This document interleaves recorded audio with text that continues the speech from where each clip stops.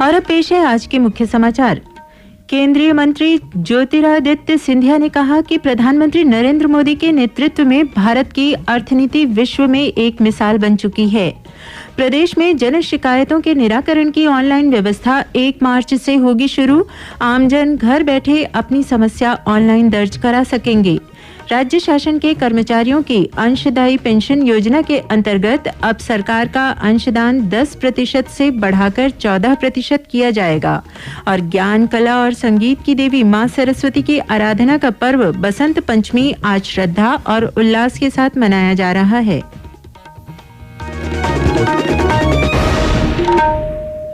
अब समाचार विस्तार से। केंद्रीय नागरिक उड्डयन मंत्री ज्योतिरादित्य सिंधिया ने कहा है कि प्रधानमंत्री नरेंद्र मोदी के नेतृत्व में भारत की अर्थनीति विश्व में एक मिसाल बन चुकी है।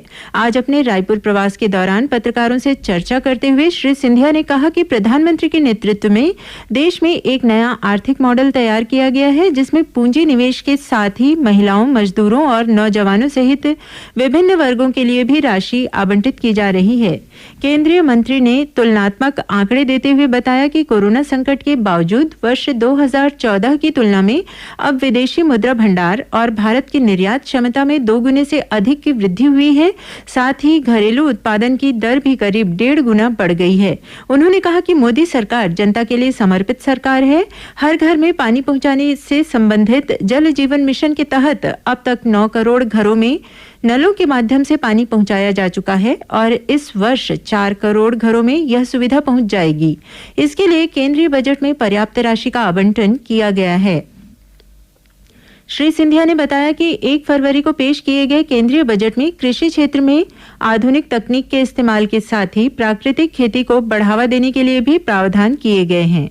प्रधानमंत्री किसान सम्मान निधि के आधार पर 68,000 करोड़ रुपए सीधे किसान के बैंक अकाउंट के खाते में पहुंचा देंगे। और उसी के साथ साथ जो फर्टिलाइजर सब्सिडी है, उस फर्टिलाइजर सब्सिडी को भी 80,000 करोड़ से बढ़ाकर इस साल के बजट में 1,05,000 करोड़ हमने कर दिया है कि किसान को आधुनिकता के साथ जोड़ना है, प्रौद्योगिकी के साथ जोड़ना है। वही प्रधानमंत्री जी का संकल्प है कि किसान को आधुनिकता के साथ भी हमें जोड़ना होगा और इसलिए किसान ड्रोन की नई पॉलिसी की शुरुआत हमने की। ड्रोन का इस्तेमाल हर किसान करे, किफायती हो, ये सारी सुविधा किसान को मिल पाए, इसलिए किसान ड्रोन की पॉलिसी की भी शुरुआत हम लोगों ने की। प्रधानमंत्री की सोच प्राकृतिक खेती और ऑर्गेनिक फार्मिंग के प्रति भी है। केंद्रीय मंत्री ने बताया कि केंद्र सरकार ने इस बजट में राज्यों को दी जाने वाली राशि में भी पर्याप्त बढ़ोतरी की है। छत्तीसगढ़ को 8,000 करोड़ रुपए अतिरिक्त दिए जाएंगे। साथ ही प्रदेश में अनेक नई परियोजनाओं के लिए भी केंद्रीय बजट में प्रावधान किया गया है। छत्तीसगढ़ को 8,000 करोड़ रुपए अतिरिक्त केवल इस वित्तीय वर्ष में बढ़ोतरी दी जाएगी। इसी के साथ कई महत्वाकांक्षी योजनाएं अधोसंरचना के क्षेत्र में भी छत्तीसगढ़ के लिए जुड़ाई गई। बिलासपुर दुर्ग के बीच 160 किलोमीटर की रफ्तार से ट्रेन चलाने की तैयारी की जाएगी। कई नई लाइनों की सर्वे की जाएगी। केंद्रीय नागरिक उड्डयन मंत्री ने बताया कि छत्तीसगढ़ में कार्गो सुविधा में कई गुना वृद्धि करने का लक्ष्य रखा गया है और इस संबंध में कार्यवाही भी की जा रही है। उन्होंने बताया कि रायपुर के साथ ही बिलासपुर, अंबिकापुर और जगदलपुर में विमानतलों के विस्तार के साथ ही नागरिक उड्डयन सेवाएं शुरू करने की केंद्र सरकार की मंशा है, लेकिन इस संबंध में राज्य सरकार से पर्याप्त सहयोग नहीं मिल रहा है। प्रदेश में आगामी 1 मार्च से जन शिकायतों के निराकरण की ऑनलाइन व्यवस्था शुरू होगी। मुख्यमंत्री भूपेश बघेल ने मुख्य सचिव को इस संबंध में निर्देश जारी कर दिए हैं। इसके तहत सामान्य जन से जुड़े विभागों जैसे राजस्व, पुलिस, विद्युत, स्वास्थ्य और नगरीय निकाय से संबंधित जन समस्याओं के समय सीमा में निराकरण की स्थिति की मॉनिटरिंग के लिए ऑनलाइन व्यवस्था बनाई जाएगी। मुख्यमंत्री सचिवालय और मुख्य सचिव के स्तर से भी जन शिकायतों के निराकरण की स्थिति की ऑनलाइन मॉनिटरिंग की जाएगी। आम लोगों के लिए यह सुविधा होगी कि वे राज्य के किसी भी हिस्से से घर बैठे अपनी समस्या दर्ज करा सकेंगे। साथ ही उन्हें घर बैठे ही समस्या के निराकरण के लिए की गई कार्रवाई की जानकारी भी मिलेगी। राज्य शासन के कर्मचारियों की अंशदायी पेंशन योजना के अंतर्गत अब राज्य सरकार का अंशदान 10% से बढ़ाकर 14% किया जाएगा। वित्त विभाग द्वारा इस संबंध में अधिसूचना जारी कर दी गई है। यह आदेश 1 अप्रैल 2022 से प्रभावशील होगा। उल्लेखनीय है कि 1 नवंबर 2004 या इसके बाद राज्य शासन की पेंशन योग्य स्थापना में नियुक्त सभी कर्मचारियों के लिए एक नई परिभाषित अंशदान आधारित योजना लागू की गई है। इस योजना में संशोधन किया गया है। संशोधन के मुताबिक प्रत्येक कर्मचारी द्वारा अंशदायी पेंशन योजना में अपने मूल वेतन और महंगाई भत्ते के 10% के समान मासिक अंशदान किया जाएगा। वहीं राज्य शासन का मासिक अंशदान कर्मचारी के वेतन और महंगाई भत्ते का 14% होगा। प्रदेश में समर्थन मूल्य पर धान खरीदी का परसों 7 फरवरी अंतिम दिन है। प्रदेश में अब तक 21,74,000 से अधिक किसानों से 97,71,000 मीट्रिक टन से अधिक धान की खरीदी की जा चुकी है। धान खरीदी के एवज में किसानों को बैंक लिंकिंग व्यवस्था के तहत 19,000 करोड़ रुपए जारी कर दिए गए हैं। इस बीच कोंडागांव जिले के माकड़ी में राजस्व विभाग द्वारा धान के अवैध परिवहन के खिलाफ कार्रवाई करते हुए 5 ट्रैक्टरों से 600 बोरी धान जब्त किया गया है। प्रादेशिक समाचार आप आकाशवाणी रायपुर से सुन रहे हैं और अब आगे बढ़ते हैं बाकी के समाचारों की ओर। आजादी के अमृत महोत्सव के अंतर्गत सघन मिशन इंद्रधनुष अभियान का चौथा चरण 7 फरवरी से शुरू होगा। इस अभियान के तहत प्रदेश के राजनांदगांव जिले में भी 0 से 2 वर्ष तक के बच्चे और गर्भवती माता जो टीकाकरण से छूट गए हैं उनका सर्वे कर विशेष सत्रों में टीकाकरण किया जाएगा। इसके लिए जिला प्रशासन द्वारा पहले ही मैदानी स्तर पर तैयारियां कर ली गई है। श्रोताओं, प्रादेशिक समाचार एकांश के समसामयिक विषयों पर आधारित कार्यक्रम बातों बातों में केंद्रीय वित्त मंत्री निर्मला सीतारमण द्वारा बीती 1 फरवरी को पेश किए गए केंद्रीय बजट पर केंद्रित रहेगा। इस बजट की प्रमुख विशेषताओं के बारे में विस्तार से जानकारी हासिल करने के लिए आकाशवाणी समाचार ने बात की छत्तीसगढ़ के जाने माने अर्थशास्त्री और रायपुर स्थित पंडित रविशंकर शुक्ल विश्वविद्यालय के अर्थशास्त्र विभाग के अध्यक्ष डॉक्टर R.K. ब्रह्मे से। इस भेंट वार्ता का प्रसारण आकाशवाणी केंद्र द्वारा कल सुबह 9:30 पर किया जाएगा। इसे छत्तीसगढ़ स्थित आकाशवाणी के सभी केंद्र रिले करेंगे। श्रोताओं, आकाशवाणी समाचार द्वारा कल शाम 6:30 से 6:35 तक जिले की चिट्ठी कार्यक्रम का प्रसारण किया जाएगा।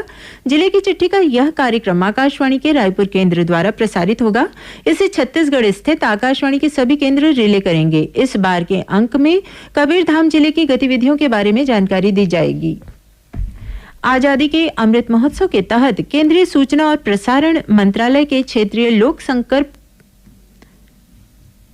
आजादी के अमृत महोत्सव के तहत केंद्रीय सूचना और प्रसारण मंत्रालय के क्षेत्रीय लोक संपर्क कार्यालय द्वारा आज जगदलपुर में विशेष प्रचार अभियान का आयोजन किया गया।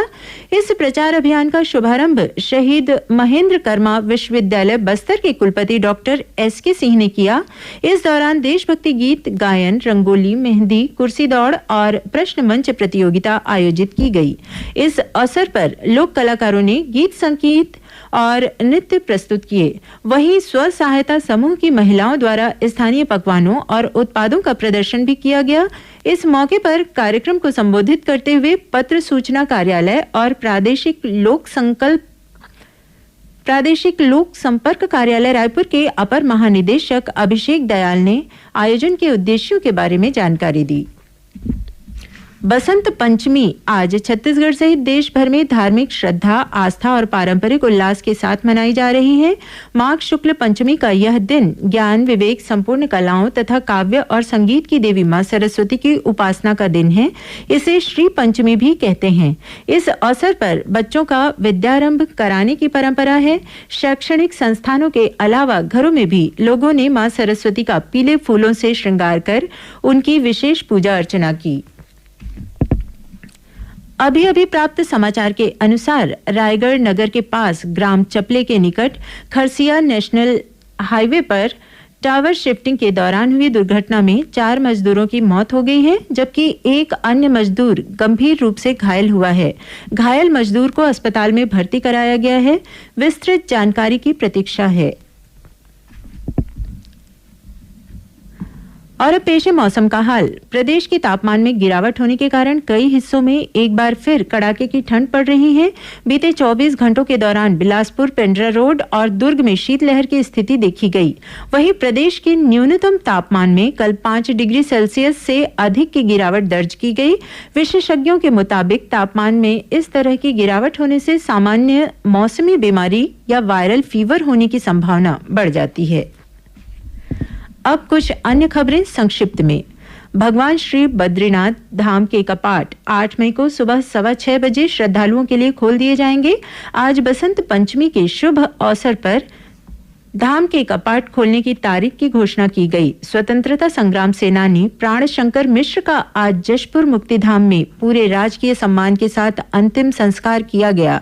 जल जीवन मिशन के बारे में लोगों को जागरूक करने के उद्देश्य से जांजगीर के गुरुकुल इंटरनेशनल स्कूल में विद्यार्थियों के लिए ऑनलाइन ड्राइंग और पेंटिंग प्रतियोगिता का आयोजन किया गया। हेमचंद यादव विश्वविद्यालय दुर्ग ने सभी कक्षाओं के ऑनलाइन परीक्षा आवेदन की तिथि विलंब शुल्क सहित 8 फरवरी तक बढ़ा दी है। राजधानी रायपुर के साइंस कॉलेज मैदान में आयोजित विकास प्रदर्शनी की अवधि बढ़ाकर 6 फरवरी कर दी गई है। भिलाई इस्पात संयंत्र में मशीन 1 की लिफ्ट के पास ऊंचाई से गिरकर इंस्ट्रूमेंटेशन विभाग में कार्यरत एक टेक्नो केयर इंजीनियर की मौत हो गई। बिलासपुर जिले में शिक्षकों की पद स्थापना के नाम पर फर्जीवाड़ा करने के आरोप में सिविल लाइन पुलिस ने 2 शिक्षकों को गिरफ्तार किया है। राजनांदगांव जिले में डोंगरगढ़ विकासखंड के ग्राम घोटिया स्थित एक चिटफंड कंपनी की जमीन नीलामी की प्रक्रिया पूरी कर ली गई है। नीलामी से प्राप्त राशि निवेशकों को आनुपातिक रूप से वितरित की जाएगी। भारतीय जनता पार्टी के कार्यकर्ताओं ने दुर्ग जिले के अंतर्गत पाटन उतई मार्ग के निर्माण में देरी को लेकर ग्राम अरसनारा चौक के पास झाड़ू लगाकर राज्य सरकार के खिलाफ प्रदर्शन किया। महिला स्व सहायता समूहों द्वारा निर्मित उत्पादों को बाजार उपलब्ध कराने के लिए बलरामपुर जिला मुख्यालय में सी मार्ट की स्थापना के लिए भूमि पूजन किया गया। रायगढ़ जिले के धर्मजयगढ़ वन मंडल के लैलुंगा वन परिक्षेत्र के करवार जोर जंगल में हाथी का शव मिला है। वन विभाग की टीम जांच में जुट गई है। और रायगढ़ जिले में बरमकेला पुलिस ने बस स्टैंड के पास से 2 आरोपियों को गिरफ्तार कर उनके पास से करीब 35 किलो गांजा जब्त किया है। अंत में मुख्य समाचार एक बार फिर। केंद्रीय मंत्री ज्योतिरादित्य सिंधिया ने कहा कि प्रधानमंत्री नरेंद्र मोदी के नेतृत्व में भारत की अर्थनीति विश्व में एक मिसाल बन चुकी है। प्रदेश में जन शिकायतों के निराकरण की ऑनलाइन व्यवस्था 1 मार्च से होगी शुरू। आमजन घर बैठे अपनी समस्या ऑनलाइन दर्ज करा सकेंगे। राज्य शासन के कर्मचारियों की अंशदायी पेंशन योजना के अंतर्गत अब सरकार का अंशदान 10% से बढ़ाकर 14% किया जाएगा। और ज्ञान, कला और संगीत की देवी मां सरस्वती की आराधना का पर्व बसंत पंचमी आज श्रद्धा और उल्लास के साथ मनाया जा रहा है। इसी के साथ प्रादेशिक समाचार बुलेटिन समाप्त हुआ। नमस्कार।